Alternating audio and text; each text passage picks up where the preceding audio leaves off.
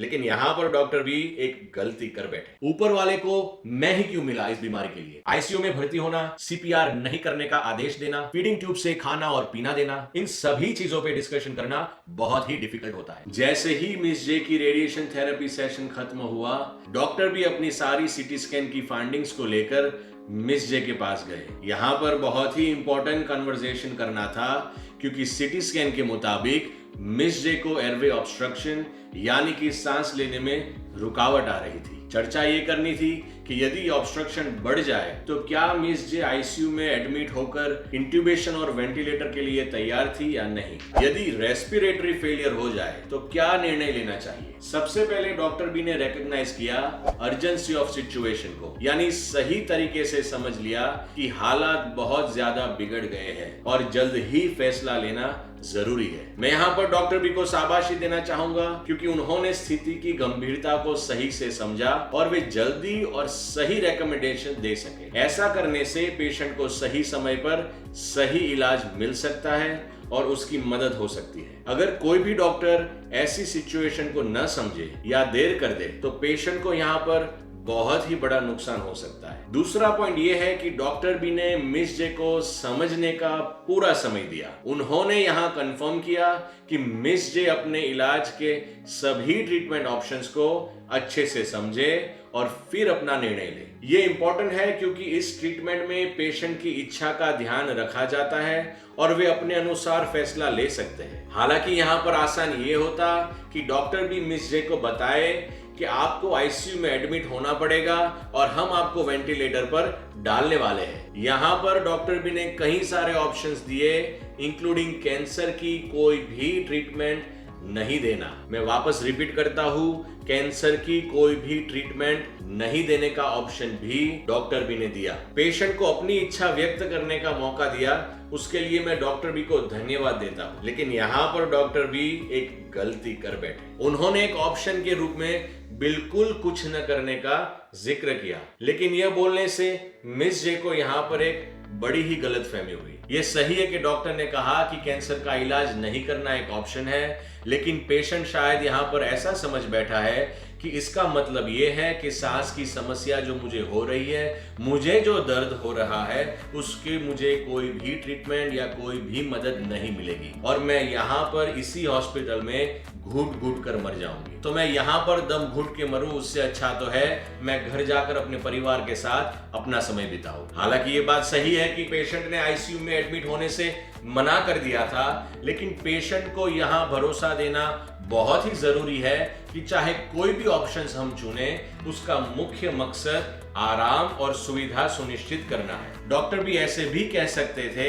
यदि आप ऐसा ऑप्शन चाहती है तो हम कोई भी इलाज न करें, तो आपको जो सांस लेने में तकलीफ आ रही है उस सिम्टम्स को हम सिर्फ दवाइयां देकर और नॉन फार्मास्यूटिकल ऑप्शंस जैसे कि सप्लीमेंटल ऑक्सीजन देकर आपकी मदद कर सकते हैं। यदि इस बारे में सही जानकारी न दी जाए तो पेशेंट पूरी तरह से या सही फैसला लेने से वंचित रह जाता है, क्योंकि वह नहीं जान पाता कि यहाँ पर रहने पे कितनी मदद उपलब्ध है। बात को सही तरह से कम्युनिकेट नहीं हो पाई, जिसके कारण मिस जे 12 घंटे बाद घर चली गई। यहाँ पर मिस जे को उनके सिम्टोमेटिक इश्यूज पर ट्रीटमेंट मिलेगी ऐसा मालूम होता तो वे हॉस्पिटल में रुक जाती। हमारा जो इंपॉर्टेंट कंसर्न यहाँ पर था कि ऐसा कौन सा रीजन है जिसकी वजह से मिस जे आईसीयू में एडमिट होने से इनकार कर दिया। ये सारी बात हम आपको एपिसोड के अंत में बताएंगे। मैं यहाँ पर एक हिपोक्रेट्स का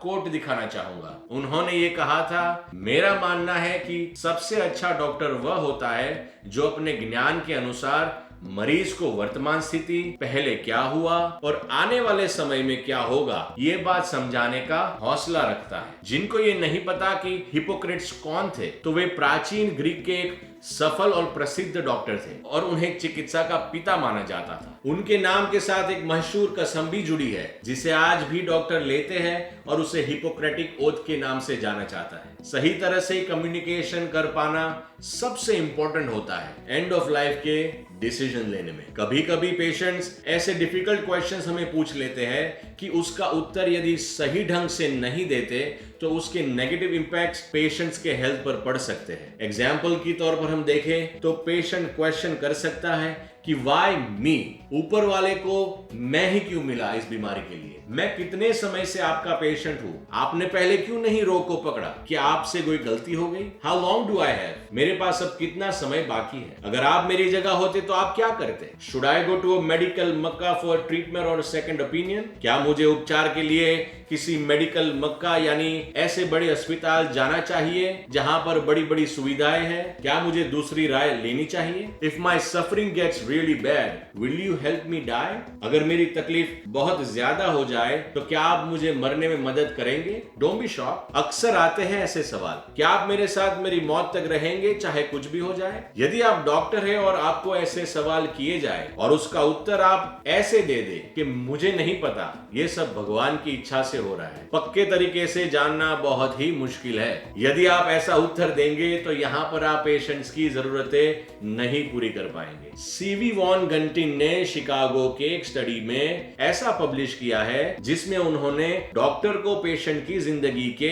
आखिरी समय में अच्छी देखभाल करने के लिए कैसे बातचीत करनी चाहिए, कैसे निर्णय लेने चाहिए और कैसे संबंध रखने चाहिए, ये सारी चीजें 7 स्टेप्स में सिखाई है। उनका यह मानना है कि डॉक्टर को उनकी हेल्थ केयर ट्रेनिंग में ये बातें कभी भी नहीं सिखाई जाती, लेकिन अगर ये 7 स्टेप्स डॉक्टर सीख ले तो इसका इस्तेमाल करने से पेशेंट और उनके परिवार को बेहतर अनुभव मिलेगा। साथ ही डॉक्टर को भी अपने काम से सेटिस्फैक्शन और खुशी मिलेगी। यहाँ स्क्रीन पर आप ये सारे 7 स्टेप्स को देख सकते हैं और आप चाहे तो इस वीडियो को यहाँ पर ही पॉज करके पढ़ भी सकते हैं। सारे स्टेप्स बहुत ही सिंपल हैं, इसलिए मैं यहाँ पर ज्यादा समय आपका नहीं लूंगा। ये सारे 7 पॉइंट्स को आप ध्यान से पढ़िएगा।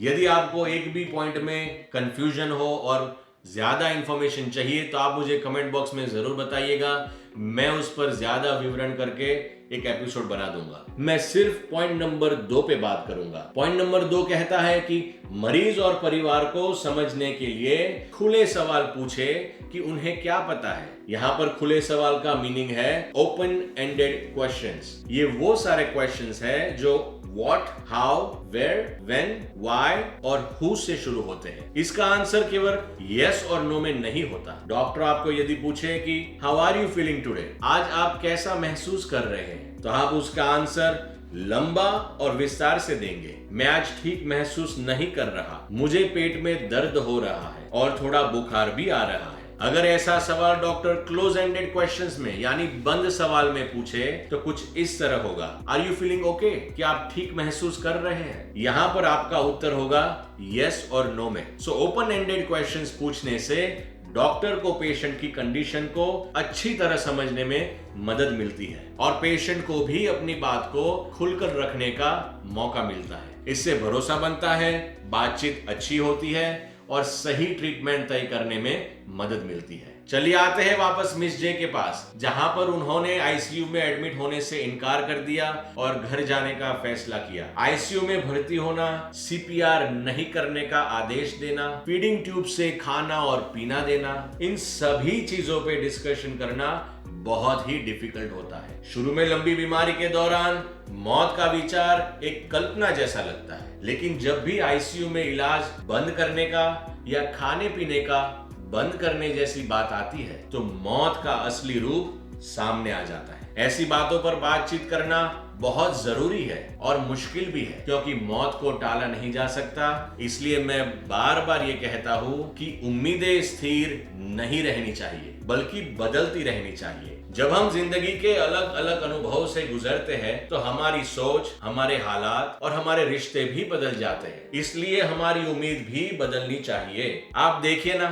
कभी हम किसी चीज की बहुत उम्मीद करते हैं तो कभी सिचुएशन चेंज हो जाने पर पुरानी उम्मीद को छोड़ देते हैं। यह बदलाव स्वाभाविक है और कभी स्वीकार कर लेना पड़ता है कि ये हमारी जिंदगी का आखिरी खेल है। मिस जे को आईसीयू में भर्ती न होने का मुख्य कारण था फाइनेंशियल बर्डन। अमेरिका के अंदर इंश्योरेंस के 2 पार्ट्स होते हैं, मेडिकेयर पार्ट ए और Medicare part B. Medicare part A है इन पेशेंट सर्विसेज, कि यदि आप हॉस्पिटल के अंदर ओवरनाइट स्टे करते हो या हॉस्पिटल के अंदर आप एडमिट होते हो तो वो जो बिल आता है वो सारा मेडिकेयर पार्ट ए इंश्योरेंस द्वारा पे किया जाता है। दूसरा है मेडिकेयर पार्ट बी जो आउट पेशेंट सर्विसेज प्रोवाइड करता है। यहां पर आपको सीटी scans, lab report, MRI, out patient chemotherapy, ऐसी जो सर्विसेज है वो सारी सर्विस मेडिकेयर पार्ट बी नाम के इंश्योरेंस से कवर होती है। यदि आपने अमेरिका के अंदर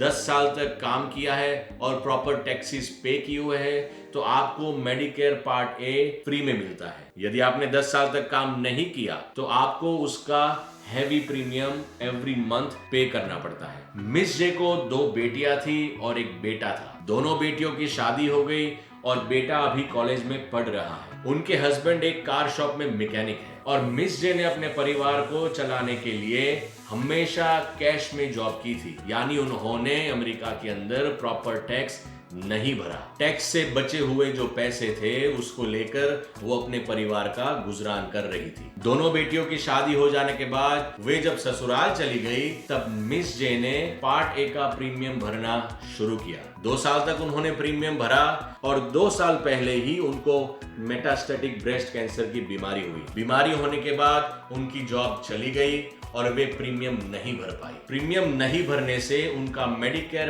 पार्ट ए जो कि है इन पेशेंट इंश्योरेंस, यदि आप हॉस्पिटल में एडमिट होते हो तो उसका बिल ये मेडिकेयर पार्ट ए भरता है।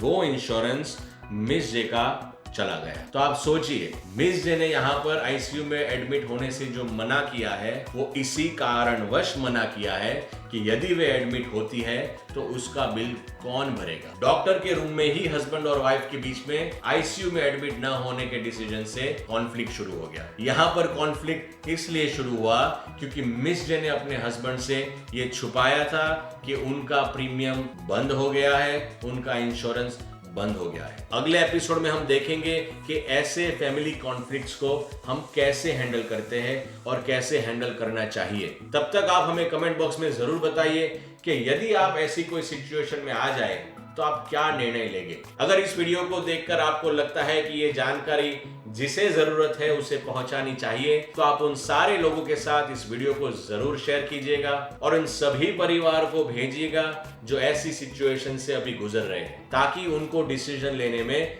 मदद मिल सके। तब तक के लिए नमस्कार, धन्यवाद, शुभकामनाएं।